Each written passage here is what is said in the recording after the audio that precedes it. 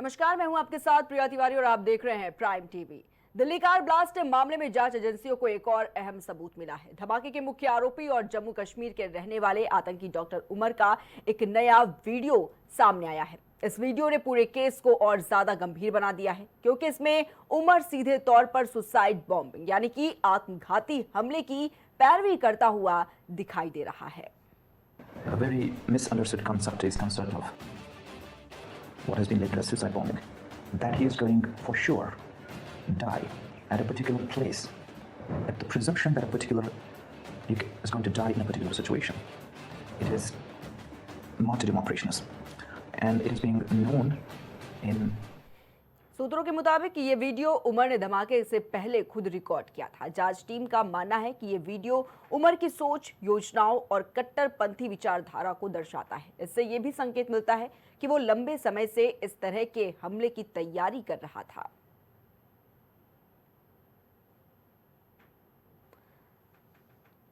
तो उमर ने अपने वीडियो में ये कहा कि सबसे बड़ी गलती ये है कि लोग ये समझ ही नहीं पाते हैं कि लिब्रोसिस बमबारी वास्तव में क्या होती है। ये किसी भी तरह से लोकतांत्रिक नहीं है, ना ही किसी सभ्य समाज में स्वीकार की जा सकती है और इसके खिलाफ कई विरोधाभास और ढेरों तर्क मौजूद हैं। आत्मघाती हमलों का सबसे बड़ा मुद्दा यह है कि जब कोई व्यक्ति ये मान लेता है कि वो किसी तय समय और स्थान पर निश्चित रूप से मरने जा रहा है, तो वो एक खतरनाक मानसिकता में प्रवेश कर जाता है। वो खुद को एक ऐसी स्थिति में रखता है जहां वो मान लेता है कि मौत ही उसकी एकमात्र मंजिल है। लेकिन वास्तविकता यह है कि किसी भी लोकतांत्रिक और मानवीय व्यवस्था में ऐसी सोच या ऐसी स्थिति को स्वीकार नहीं किया जा सकता, क्योंकि ये जीवन, समाज और कानून तीनों के मूल सिद्धांतों के खिलाफ है।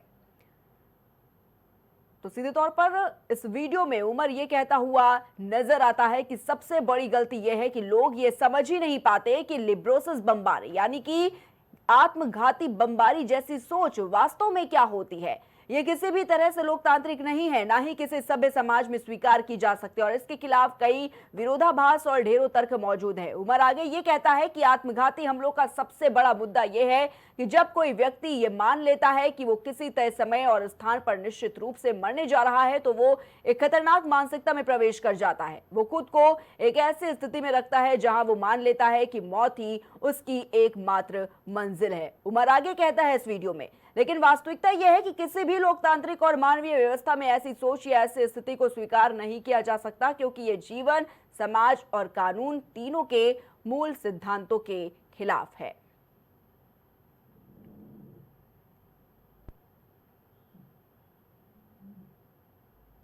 a very misunderstood concept is concept of what has been labeled as suicide bombing. That he is going for sure die at a particular place. At the presumption that a particular is going to die in a particular situation. It is martyrdom operations. And it is being known in Islam.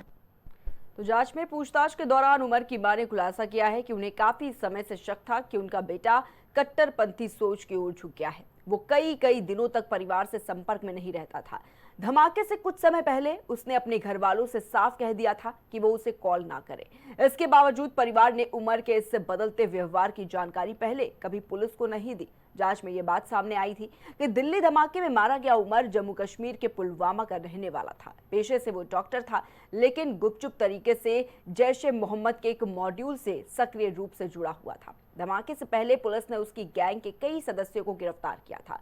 उनके कब्जे से करीब 2900 kilo विस्फोटक बरामद किया गया था, जिससे ये साफ है कि ये गिरोह काफी बड़े हमलों की तैयारी कर रहा था।